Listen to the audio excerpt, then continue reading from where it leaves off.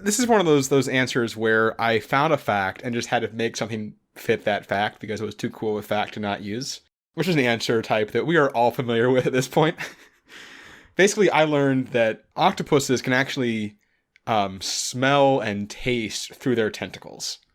Which this is a useful thing for them because there's a couple ways they really use it. One, when they're like looking for food, if they're like floating, they'll kind of just spread their tentacles all out so they have like an array almost of sensing around them, where they're like smelling and tasting for food around them. It's like one giant nose/tongue. Yeah, it's actually like a really terrifying like mental image if you think of it in that context.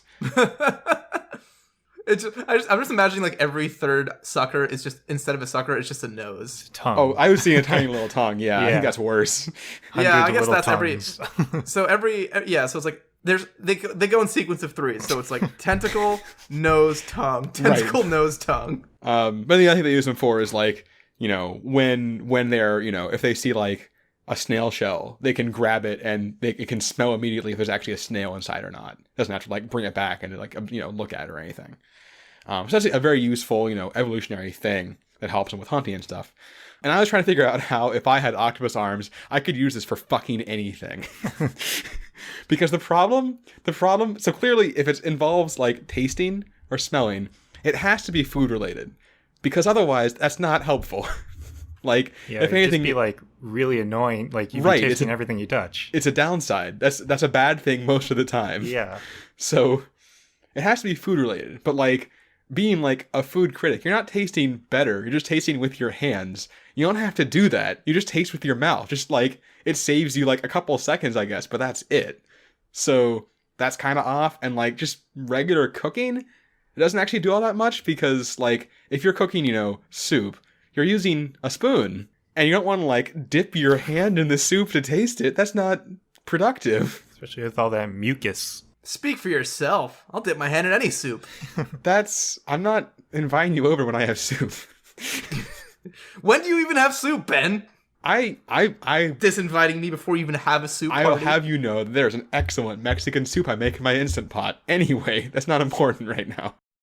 But I finally realized that there actually is a place where this tasting with your hands is actually useful, and that is in baking. Because if you are mixing dough is actually a very like complicated, like, there's a lot of ingredients that go into it that you kind of need a right proportion of in order to get the right like flavor profile. And what's great is that if you can taste with your hands as you're mixing the dough, you can kind of be like adjusting, I need some more salt, mix, throw some salt in, mix, throw in, whatever. You're tasting the whole time. It's perfect. You're just going to, learn. Also, you'd avoid the thing in the Great British Baking Show where every season they pick one person who has to be the person who accidentally puts salt instead of sugar in their cake. Yes, that will never, ever happen. Which is... Do you think they just sign somebody up to do that? Like, do you think they just pick a guy and they're just like, hey, look, you're not winning this thing anyway, but we'll give you 10 grand to put salt in instead of sugar on this they challenge. just switch the labels for one person and then edit and post so that you can't see it. Oh, what dicks. It's devious. So that's, that's useful. But there's actually another, going back to what Marcus brought up about the arm brains, there's actually another way that this is very helpful for baking. Yeah, baking, that was the right word. I thought I said breaking for a second.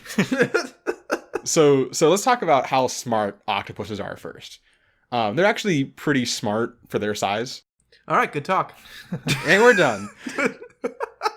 No, so usually sort of the way we like, it's a bad system because it's not like directly like one-to-one, but for a rough idea of how intelligent animals are, a lot of times we sort of just see how many neurons they have in their brain. So octopuses have about 500 million neurons in their brain. For comparison, a human has like 86 billion, so don't even go there. But like a cat is like 760 million. So cats are reasonably smart. Octopuses are close there, and they've done stuff. They've done things where they'll give octopuses like pill bottles, and they'll figure out how to open them, and they'll go through mazes and stuff like that. Like they can do the general animal intelligence test things. But then, as Marcus brought up, only a third of those neurons are actually in their central brain. The other 2/3 are in the arms. And what's really cool, because I don't think you mentioned this part, sort of the way that the octopus like does stuff with its arms is basically the central brain tells the arm where it's trying to go and how fast it should do it, and then the arm figures out the rest on its own. which is so cool. Yeah, it's like delegating his tasks. Right, like isn't that just like it's like go over there, but like sneaky, and it's like all right, and it like figures out like how to do that. But that's so you have sort of this. It's not super intelligent, but this rudimentary intelligence in the arms. And I figured out that does make rock climbing pretty easy, huh? It does actually. Up, please. Up, exactly. And then you just wait till your arms get you there. I'm bored. So I figured out then that we have this 500 million neurons number.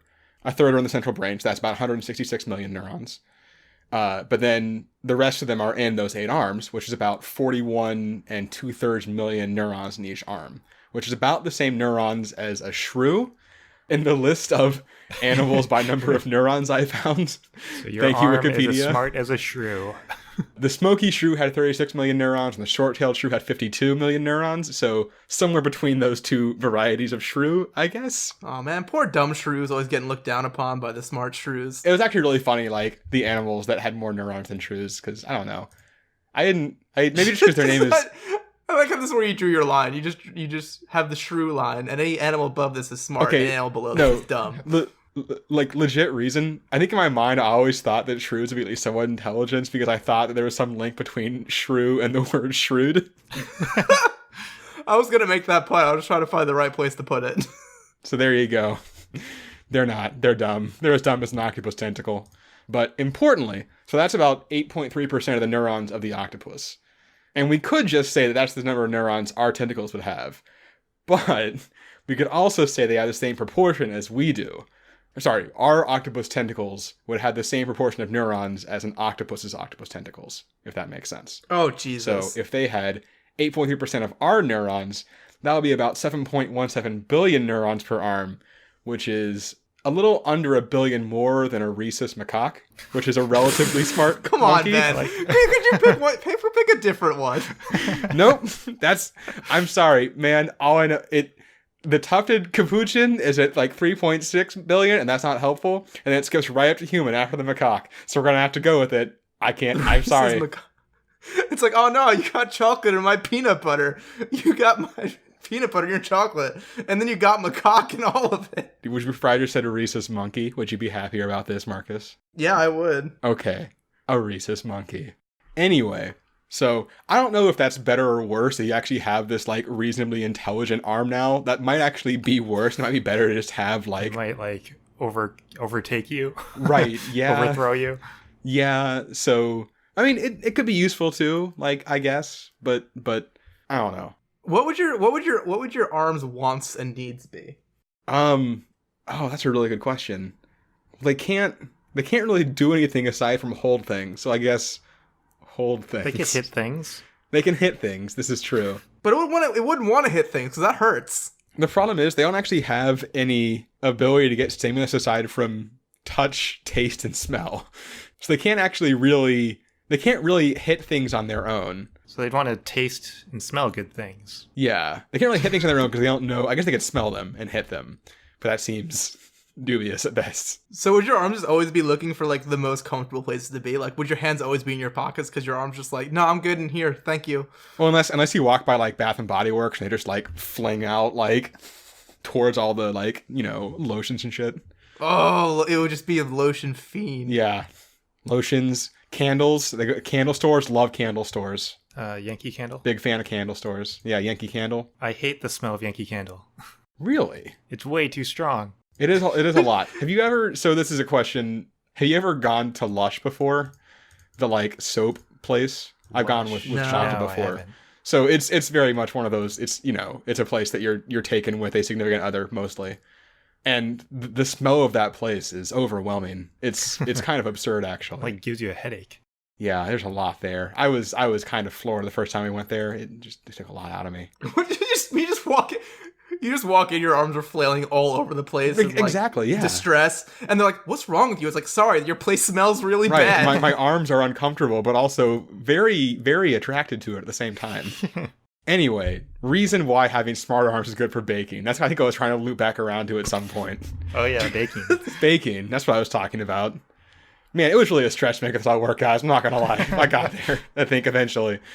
So I've actually... brief segue away again. I've been watching this YouTube channel a lot called Italia Squisita, which is basically a YouTube channel of Italian chefs cooking stuff and like talking Italian. I watch before I go to sleep sometimes because it's really soothing for some reason to hear people talking Italian. I don't know, man. Don't question these things. Do you speak any Italian? No, there's captions. There's captions, dude. Like, read the subtitles.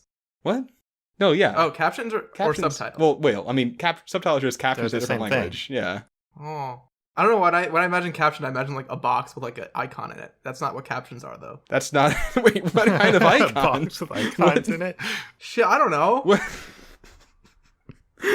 Look, my brain had a problem. I'm busy controlling my arms, right? So it's very distracting. Are Ben's arms smarter than you? Are your arms smarter than a fourth grader? Your arms smarter than a fourth grader. Anyway, the newest hit show. Anyway, I've been watching a lot of this YouTube channel, and one of the I always watch. There's like multiple videos of people making pizza dough because that's just a thing that people want to know how to do reasonably.